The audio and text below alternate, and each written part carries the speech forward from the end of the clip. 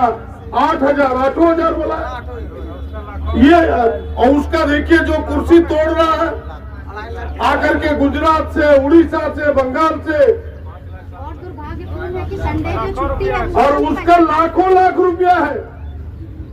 जमीन में रहा, धुआं खाएगा मोतिया का लोग, धुआं खाएगा पटवा का लोग, धुआं खाएगा माली गंगा का लोग, सोंडिया का लोग, डुमरिया का लोग, इस क्षेत्र के तमाम लोग, गरीब गुरुआ अमीर जो भी है, तमाम लोग धुआं खाएगा।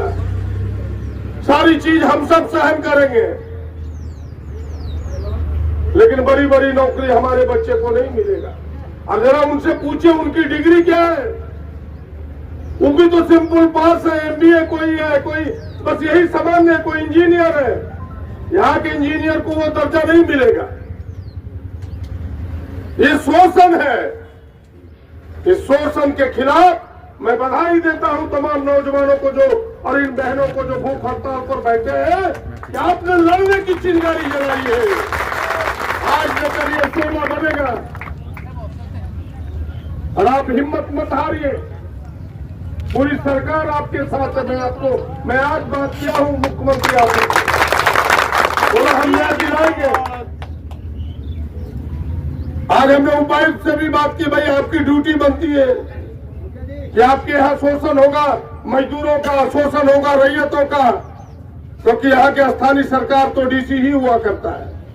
डीसी ही हमारी जमीन लिया है, चाहे कोई डीसी रहे उस समय, जमीन लेने का अधिकार भूमि अधिग्रहण में उपायुक्त को ही है। डीसी ने भी सकारात्मक रूप दिखाया है कि नहीं, हम इस समस्या का समाधान करेंगे बातचीत के माध्यम से।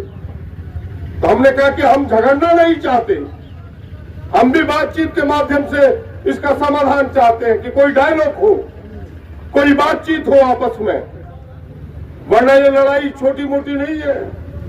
और आज तो ये 80-90 लोग बैठे हैं, अडानी वाले काम को सुन लो, पानी खौल रहा है पूरे क्षेत्र में, नौजवानों का गुस्सा उबल रहा है।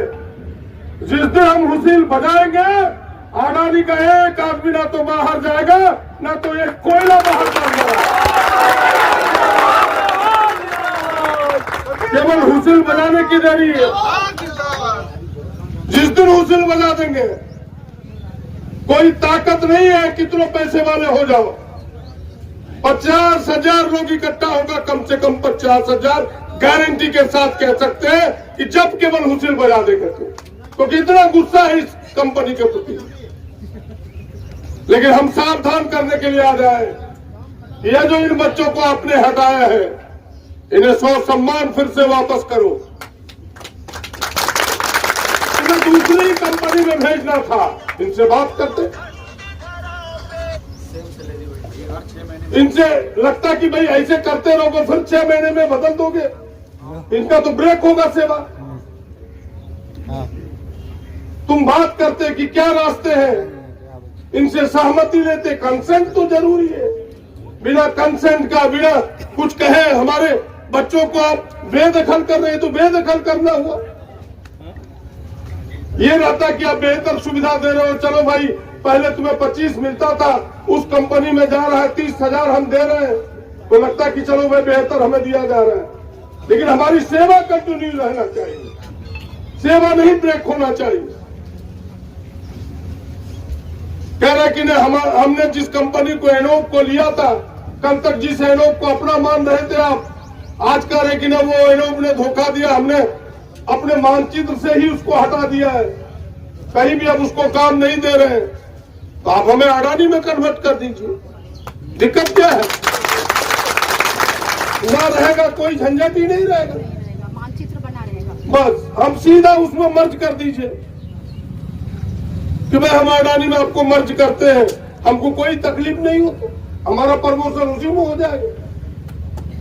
ये तमाम चीजें हैं, इसलिए आप सबों ने शालीनता से, और फिर ये FIR करके डराने का क्या ही बताइए कि नौजवानों पर FIR कर दें, केस कर दें, ये डर जाएंगे, लड़ेंगे नहीं, और फिर अपने गुंडों को भी भेजता है। 2-4 गुंडे, 2-4 दलाल हैं उनके। उन दलालों को मैं कहना चाहता हूं, कान खोल के सुन लो। पहले भी तुमने दलाली करके लोगों को बरगलाया, फिर दलाली करके अभी अडानी के पक्ष में खड़ा हो रहे हो। अडानी का तो पैर है, हाथ बाद में टूटेगा, उन दलालों का पहले पैर हाथ।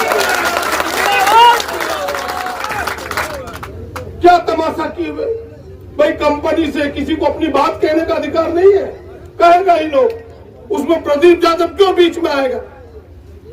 ये इनके कर्मी हैं।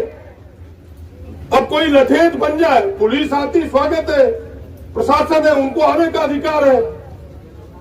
वो लाठी लेके आए, डंडा लेके आए, बंदूक लेके आए, उनके विरुद्ध तो हम बोल नहीं सकते, उनका काम है शांति करना। लेकिन कोई लठेत आए, ये कतई हम बर्दाश्त नहीं कर सकते।